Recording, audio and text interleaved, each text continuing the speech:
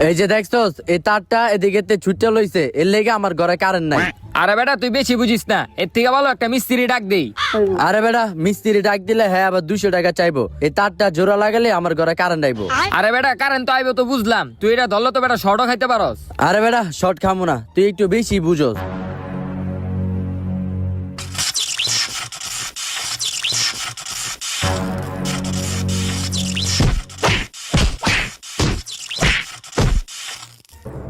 হ্যাঁ হ্যাঁ, আমার বন্ধুর কি হলো, তাড়াতাড়ি ডাক্তার কাছে লয়ে যেতে হইব। ডাক্তার সাহেব আমার বন্ধুরে দেখেন কি জানি হইছে।